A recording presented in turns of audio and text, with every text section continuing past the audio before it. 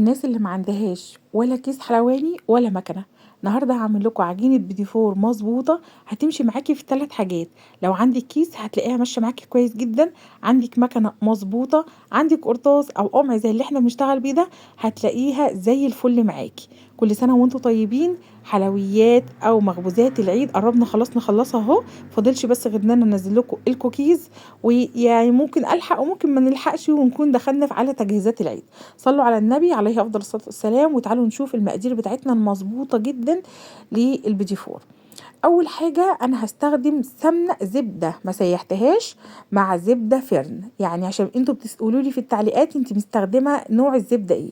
فانا جايبه قالب فرن بقى، انت ممكن تجيبي كريستال جنه اي حاجه انت بتحبيها. انا بعرفك بس ان دي مش سمنه مش زبده نيوزيلندي او كده. وكمان بستخدم عارفين السمنه البلدي قبل ما تسيحيها اسمها زبده، فانا بستخدم الزبده زي ما هي، ما سيحتهاش ولا اي حاجه، باللبن بتاعها بكل حاجه. باخد على الكيلو 800 جرام زبده. كيلو الدقيق هياخد معاكي 800 جرام زبده. ببدا بقى اطلع الزبده من الفريزر واكون سايباها كده في مصفى عشان لو في اي ميه فيها تنزل منها. دي بالنسبه للزبده البلدي. والفرن بكون مطلعاه من التلاجة عشان تبقى بدرجة حرارة الغرفة وتكون ايه، سايحة معاكي مش سايحة يعني تدوسي عليها تلاقي ايدك بصمت. احنا عايزين الزبدة كده تبقى ساقعة. هحط على كل كيلو دقيق 300 جرام سكر. المقادير اللي انا بقولك عليها دي يعني احفظيها عندك لسنين، مفيش تغيير فيها. يعني انا بقالي 4 5 سنين من ساعة ما فتحت الصفحة او القناة انا بشتغل بيها، ما بغيرهاش. يطلع ترند ينزل ترند زي ما احنا ماشيين عليها. شايفين لون الزبدة اتحول ازاي من اللون الاصفر للون الابيض؟ انا عايزاها كده تبقى من اللون الاصفر للون الابيض لغاية ما تبقى لون كريمي. ده 300 جرام سكر مع 800 جرام زبدة. انا هنا على فكرة مضاعفة الكمية لاني بعمل اكتر من كيلو، بس انا بكلمك على الكيلو. طيب سؤال كتير بتسأل عليه، يا نهى ينفع نعمل البيدي فور بالسمنة؟ ينفع وبيبقى زي الفل. اهم حاجة السمنة بتاعتك تكون ساقعة برضو كده وتعامليها معاملة الزبدة. السنة دي بقى في حاجة حلت معانا الحلويات، هي دي الإضافات الجديدة، هي أسانس الحليب. بصراحة أنا سمعت منه من ناس كتير جدا فقلت هجربه. فجبته، فدي إزازة كده ب30 جنيه من عند العطار أو أي حد بيبيع مستلزمات الحلويات. شميته بصراحة لقيته حلو جدا جدا. فعارفين الحاجات اللي بتبقى طالعة من الأفران اللي بيبقى ريحتها حلوة كده، وريحة المخبوزات وريحة الأفران، هو كده بالظبط. فأنا بتحطي معلقة صغيرة زي ما أنا حطيت كده، أنا حطيت سنة بس. وبعدين هبدأ أنزل بالبيض واحدة واحدة. طب هستخدم كام بيضة؟ هستخدم 3 بيضاية كاملة و2 صفار، لأني أنا عايزاه وسط، عايزاه وسط. هنا هستخدم كيلو دقيق ومعلقتين من النشا.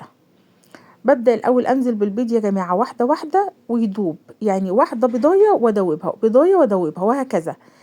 بعد كده بقى بعد ما البيض يدخل مع السكر مع الزبدة ببدأ أنزل بالدقيق. أنا هنا بقول لكم إن أنا بستخدم دقيق دوبيلا وفي سنبلة الفرات، الاتنين دول خاصين بالكحك والبسكوت، دول مفهومش عرق وممتازين.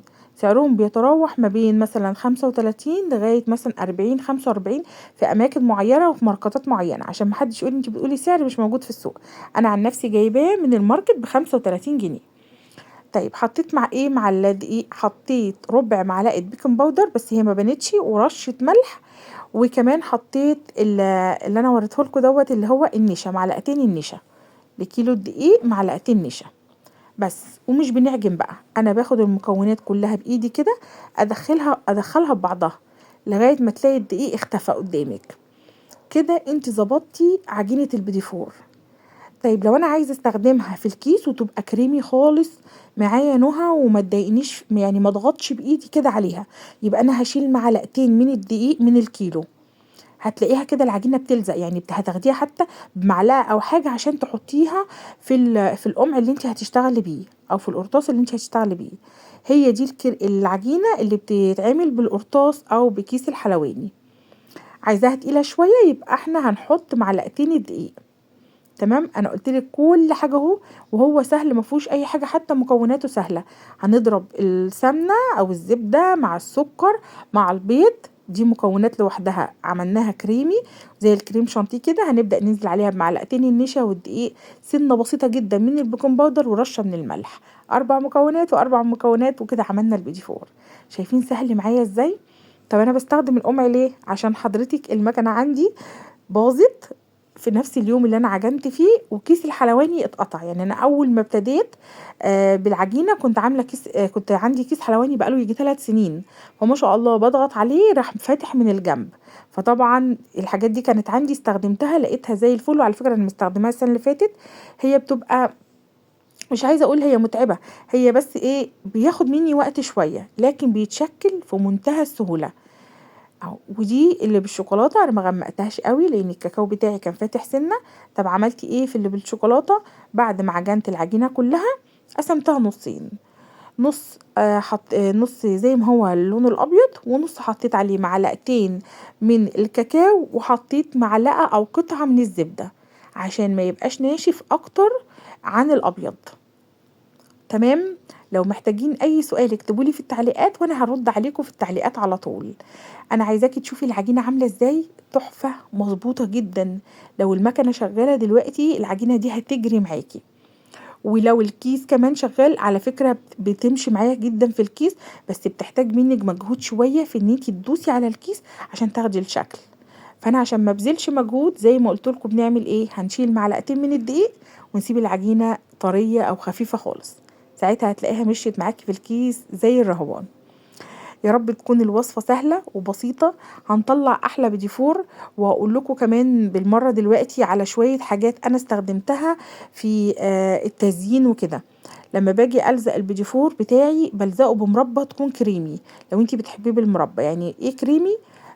بتكون ما فيهاش قطع الفاكهة بتاعتها، يعني سواء بقى تين، مربى، مشمش. في نوع بيبقى فيه الكحكة قصدي الفاكهة قطع، انا مش عايزة الفاكهة قطع، انا عايزاها كريمي. فانتي بتجيبي مربى كريمي، دي بتكون سهلة جدا. شايفين البيديفورة عاملة ازاي والتسوية بتاعتها زي الفل وتمام وشكلها حلو جدا. عايزة اقول لكم ان هي دايبة دوبان.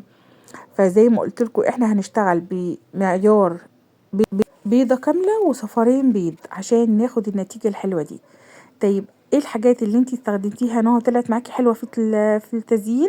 شوكولاتة سما يا بنات، شوكولاتة سما حلوة جدا جدا، سعرها برضو بيتراوح ما بين 35 و40. كمان استخدمت بديل نوتيلا اسمها بيور تيلا. بيور تيلا حلوة جدا، سكرها معقول، مش مسكرة اطلاقا. ودي بستخدمها يا بنات في ان انا الزق بيها البيديفور، يعني الشوكولاتة الخام، ودي المربى الكريمي زي ما قلتلكوا بتبقى ما فيهاش قطع للفاكهة. الشوكولاتة السما الخام دي انا بسيحها على بخار من المية، وببدأ ان انا الزق بيها بديفورة. يعني ايه؟ يعني بنزل نصها كده في الشوكولاتة واسيبها، بعد كده هي بتجمد. انا هنا كنت بحاول ان انا ارصه على الرخامة، ودي اسهل طريقة بالنسبة لي في التزيين. انا اقول لكم شوية افكار كده، حتى انا في الاخر يمكن تعبت وما صورتوش بعد ما انا خلصته. لكن اعذروني والله، انا لسه فاكرة دلوقتي ان انا فعلا ما خدتش شكل نهائي للبيديفور. بصوا انا برصه كده، بحط واحده بيضه وواحده شوكولاته، وببدا ان انا بقى اجيب المربى بتاعتي احطها في كيس الحلواني، وابدا ان انا اشتغل بيها. هو ده كيس الحلواني اللي انا قطعته، ما لقيتش كيس، فرحت جايبه كيس بلاستيك كده، فتحته حطيت فيه اي شكل من الاشكال، انا مش هيفرق معايا يعني القمع اللي انا هستخدمه. المهم ان هو ايه، المربى هتنزل فيه بمنتهى السهوله. وببدا بقى ان انا احط كده والزق على طول، يعني احط الشوكولاتايه البيديفوره البيضه مع البيديفوره الغامقه والزقهم في ثواني عشان اخلص من شغلانه لزق البيديفور. بس هو بيبقى يوم متعب، عشان كده انا فعلا نسيت ان انا اصور، لانه بيبقى يوم متعب ان انتي بتعملي البيديفور وانا كمان بسوي في البيت وفي نفس الوقت بلزقه. لكن لما بعمل كل ده بحس ان انا فعلا انجزت خلاص، يعني شغلانته خلصت، البيديفور بالنسبه لي انتهى في ثواني كده، بقطع المربى في ثواني بالقمع. وبتبداي ان انتي او باي كيس زي ما انتم شايفين كده زي ما انا عملت، وبتبداي ان انتي تحطي قطع قطع على البيديفور وتلزقي على طول.